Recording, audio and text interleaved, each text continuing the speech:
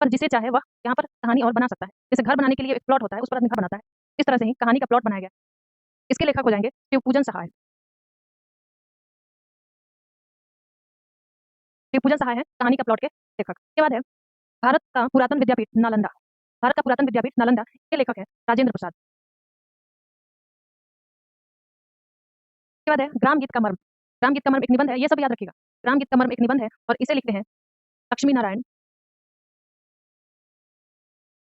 सुधांशु। लक्ष्मी नारायण सुधांशु इसके लेखक हैं ग्राम गीत का मर्म। अब है लाल पान की बेगम। ये कहानी मेरी भी बहुत ही फेवरेट थी। इसमें दिखाया गया है तो किस तरह से मेला जाने की तैयारी करते हैं। कहीं से बैल ले आते हैं, कहीं से बैलगाड़ी लाते हैं। महिलाएं घर में खाना बनाती हैं रास्ते में खाने के लिए। तो इस तरह से इसमें दिखाया गया है लाल पान की बेगम और इसके लेखक हैं फणीश्वर नाथ रेणु। ये भी पूछा गया है, प्रीवियस ईयर में पूछा गया है। बहुत सारे प्रश्न यहाँ से पूछे गए।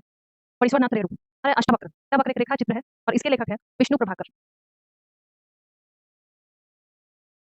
इसे नोट जरूर कर लीजिएगा सभी को, क्योंकि 3-4 बार रटने में आसानी होगी और अगर नहीं रटते हैं तो आप ही का नुकसान है। टॉल्स्टॉय के घर में। टॉल्स्टॉय के घर में एक रिपोर्टार्जन है और उसके लेखक हैं राम कुमार। नेक्स्ट है भारतीय चित्रपट मूक से सवाक फिल्मों तक। मतलब इसमें भारतीय सिनेमा के बारे में कहा गया है, जो मूक फिल्म से सवाक फिल्मों तक। यह एक निबंध है और इसके लेखक है अमृतलाल नागर। उसके बाद है शिक्षा में हेरफेर। यह एक शिक्षा शास्त्र है और इसके लेखक है रविंद्रनाथ ठाकुर। अब 9th क्लास का आता है काव्यखंड कविता। इसके पहले में है पलक पावड़े। इसके लेखक है हरिऔध पाध्या सिंह हरिऔध। अगला है मैं नीर भरी दुख की बदली। मैं नीर भरी दुख की बदली इसकी लेखिका हो जाएंगी, इसकी कवित्री हो जाएंगी महादेवी वर्मा। इसके बाद है आ रही रवि की सवारी। यह कविता हम लोग स्कूल में इतनी तेज चिल्ला चिल्ला के पढ़ते थे कि बगल की क्लास वाले भी डिस्टर्ब हो जाते थे और वो लोग भी अपनी पढ़ाई लिखाई छोड़ के इसी कविता को पढ़ने में लग जाते थे, क्योंकि वैसे भी उनको डिस्टर्ब होता था तो क्या करें। आ रही रवि की सवारी। इसके कवि हैं अमिताभ बच्चन जी के पिताजी हरिवंश राय बच्चन।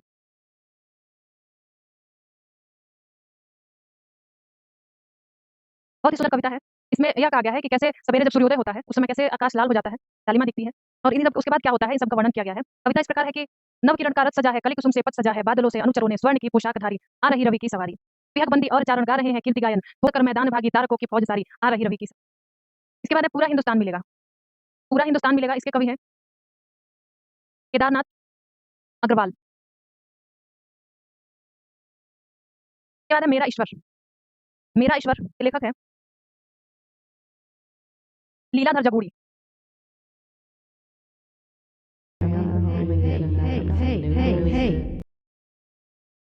इसके बाद है निम्मों की मौत पर। इसके लेखक हैं विजय कुमार। निम्मों की मौत पर इसके लेखक हैं विजय कुमार। अब कुछ और देख लेते हैं 9th 10th के अलावा कुछ और भी जरूरी उपन्यास है, कविता है जिसके बारे में इनके लेखक के बारे में देख लेते हैं। झांसी की रानी अत्यंत ही महत्वपूर्ण कविता है, ये पूछ सकता है और इसके लेखिका है सुभद्रा कुमारी चौहान।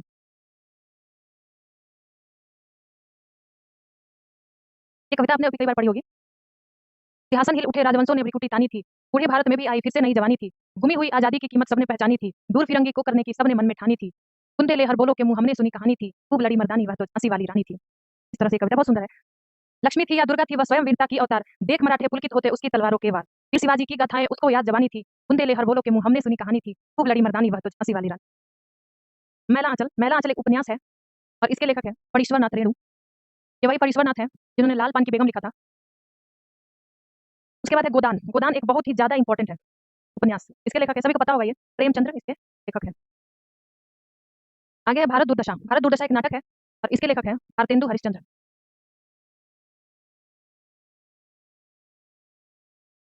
उसके बाद है ध्रुव स्वामी। ध्रुव स्वामी एक नाटक है और इसके लेखक है जयशंकर प्रसाद।